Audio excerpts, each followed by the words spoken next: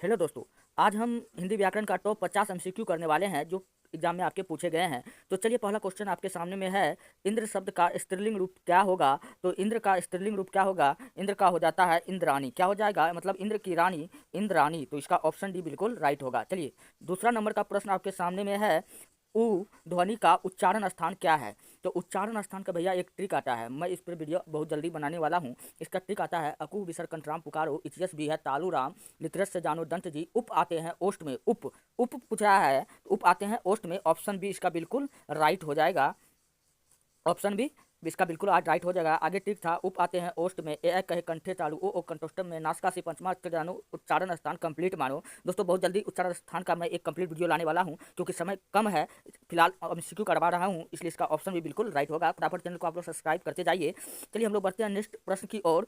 सूर्योदय का सही संधि विच्छेद क्या होगा? सूर्योदय मतलब सूर्य जोड़ उदय क्या होगा? सूर्य जोड़ उदय खोजिए, कहाँ पर दिख रहा है? तो ऑप्शन सी में दिख रहा है। तो ऑप्शन सी इसका क्या हो जाएगा? बिल्कुल राइट हो जाएगा। नेक्स्ट प्रश्न आपके सामने में है, अगर मगर करना का क्या अर्थ होता है। दोस्तों, कोई आदमी होता है कहता है अगर मगर आज हम जाएंगे नहीं जाएंगे, मतलब बहाना वहाना मारते रहता है। तो इसका ऑप्शन भी बिल्कुल राइट हो जाएगा, बहाना मारना। अगर मगर करके कोई आपका बात को टाल रहा है, मतलब वो बहाना मार रहा है, तो इसलिए इसका ऑप्शन भी क्या हो जाएगा? बिल्कुल राइट हो जाएगा। चलिए, बढ़ते नेक्स्ट प्रश्न में। अगला प्रश्न आपके सामने में है, दयानंद में प्रयुक्त संधि का नाम क्या है। तो दयानंद में पूछ रहा है कि कौन सा संधि है। तो दया जोड़ आनंद दयानंद होता है। मैंने आ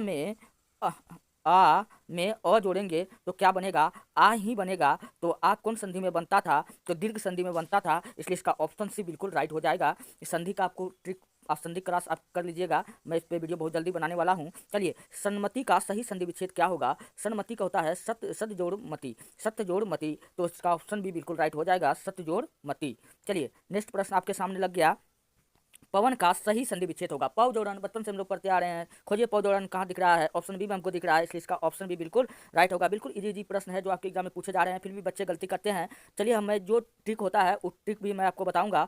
उद्धार के योग से कौन सा शब्द बनेगा? उद्धार बनेगा। क्या बनेगा दोस्तों? उद्धार बनेगा, इसलिए इसका ऑप्शन भी क्या हो जाएगा? बिल्कुल राइट होगा। चलिए, बढ़ते हैं नेक्स्ट प्रश्न की ओर। अगला प्रश्न आपके सामने में है, पर्यावरण का सही संधि विच्छेद होगा। पर्यावरण का सही संधि विच्छेद होगा परिजोड़ आवरण आवरण।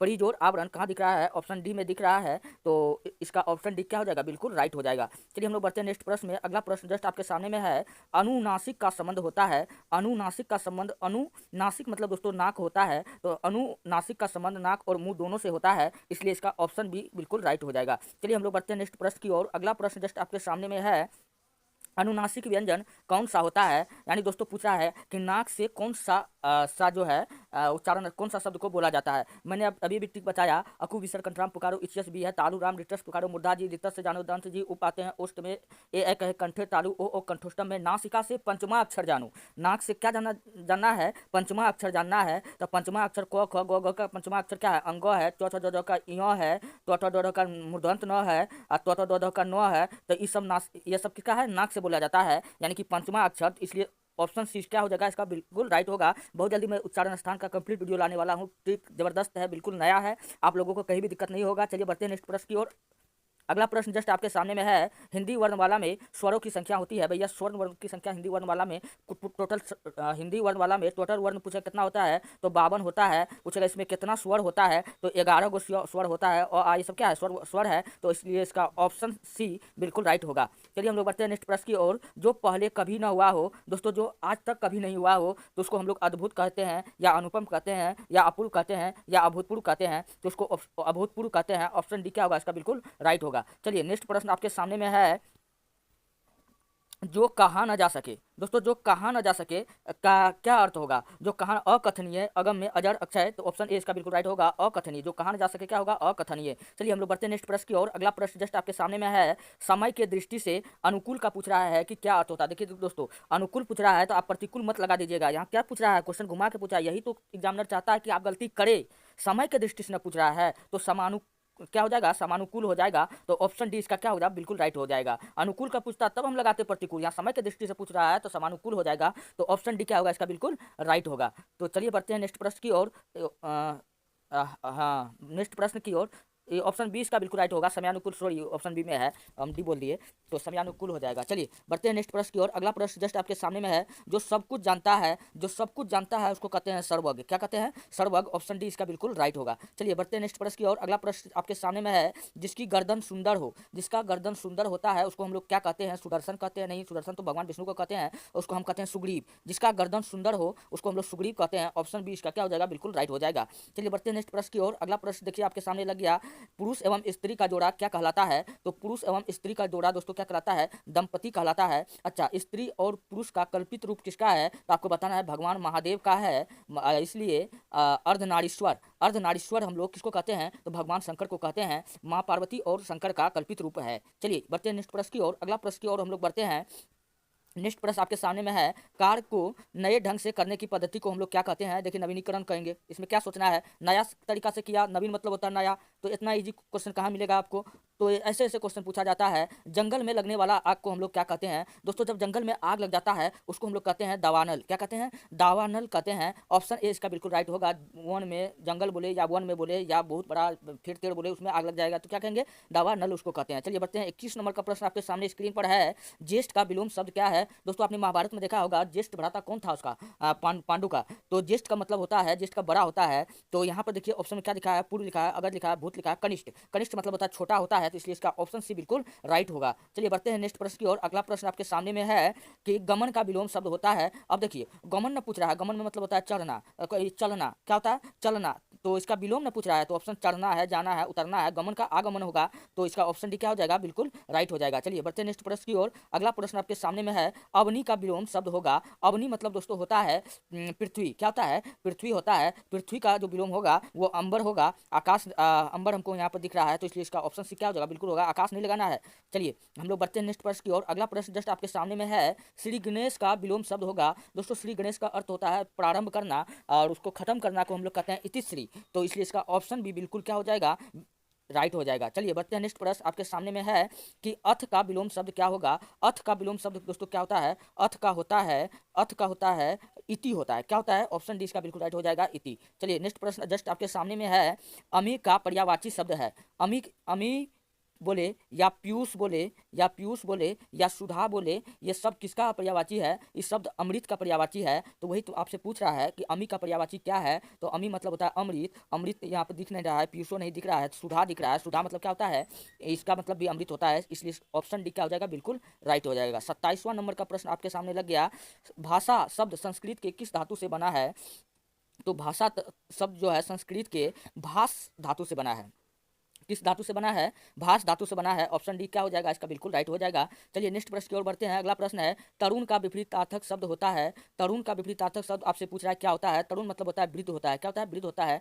तरुण का उल्टा पूछ रहा है, तरुण मतलब जवान, जवान का क्या हो जाएगा? बुरा हो जाएगा, वृद्ध हो जाएगा इसका आंसर। चलिए नेक्स्ट प्रश्न हम लोग बढ़ते हैं। अगला प्रश्न आपके सामने में है, इनमें से कौन अलंकार, इनमें से अलंकार के कौन सा भेद है? दोस्तों अलंकार 3 प्रकार का होता है, शब्द अलंकार, इस अलंकार का पूछ रहा है, और अर्थ अलंकार। तो हमको यहाँ पर एक ऑप्शन बी में पहले दिख गया, शब्द अलंकार, जिसका 8 भेद होता है। मैं अलंकार पढ़ूंगा तो मैं आपको बताऊंगा अतिशयोक्ति अलंकार क्या होता है, रूपक अलंकार क्या होता है, मैं किसी दिन आपको बताऊंगा। तो अलंकार का वीडियो मेरा पड़ा हुआ है, चाहे तो आप लोग जाकर के देख सकते हैं। मैं पूरा अलंकार डिटेल से पढ़ा चुका हूं, इसलिए ऑप्शन बी इसका क्या हो जाएगा? बिल्कुल राइट होगा। चलिए बढ़ते हैं नेक्स्ट प्रश्न की ओर। अगला प्रश्न आपके सामने में है, महात्मा में कौन सा शब्द है? तो महात्मा में पूछ रहा है कि कौन सा शब्द है। तो महात्मा में जो शब्द कौन सा समास पूछ रहा है ना, समास का पहला पार्ट पूछे, समास का अर्थ पूछेगा क्या होता है। ये भी क्वेश्चन कई बार पूछा गया है। संक्षेपण। क्या होता है? संक्षेपण होता है। यहाँ पूछा महात्मा में कौन सा समास है, तो महात्मा में जो समास है कर्मधारय समास है। कौन सा समास है? कर्मधारय समास है दोस्तों।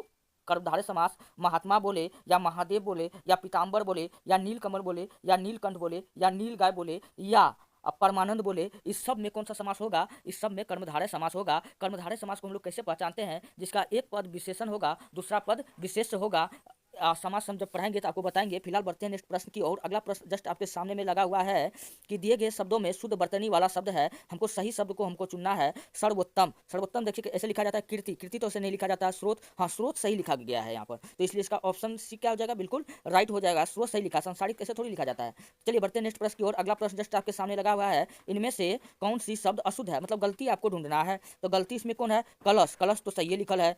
पुण्य, पुण्य, पुण्य में हसूकार होता है। तो ये दुर्घु लगा दिया, ये भी गलत है। तो ये क्या अशुद्ध है। रसायन, रसायन तो सही लिखा है, कल्याणो सही लिखा है, तो गलती हमको पुण्य में दिख रहा है, हर्षुकार होगा, तो ऑप्शन 20 का क्या हो जाएगा, बिल्कुल राइट हो जाएगा। चलिए बढ़ते हम लोग 33 नंबर के प्रश्न की ओर। अगला प्रश्न आपके सामने जस्ट है, इनमें से कौन सा शब्द शुद्ध है। फिर आपसे आपको शुद्ध शब्द पूछ रहा है। तो भस्म, भस्म को हम लोग कैसे लिखते हैं, तो हिंदू, चिन्ह, प्राण, प्राण, हाँ प्राण क्या है, प्राण एकदम सही वर्ड है। प्राण तो हम लोग ऐसे नहीं लिखते हैं, चिन्ह भी ऐसे नहीं होता है, यहाँ पर अंत लगेगा, तो इसलिए ऑप्शन डी क्या हो जाएगा, इसका बिल्कुल राइट हो जाएगा। चलिए बढ़ते हैं नेक्स्ट प्रश्न की ओर। अगला प्रश्न जस्ट आपके सामने में है, निम्न में से कौन सा अल्पप्राण वर्ण कौन से हैं। एक होता है अल्पप्राण और एक होता है महाप्राण। दोस्तों जो अल्पप्राण होता है, अल्पप्राण जो होता है, कोई भी व्यंजन का टोटल कितना लेटर होता है, 52, 52 कितना होता है, हिंदी वर्णमाला में कितना लेटर है, 52, 52 अक्षर होता है। तो 52 अक्षर में जो दोस्तों तीसरा, पहला और तीसरा वर्ग जो होता है, पहला क्या हो गया, क का क हुआ, छ का च हुआ, य र ल व का य हुआ, तो पहला और तीसरा लेटर क्या कहलाता है, अल्पप्राण कहलाता है।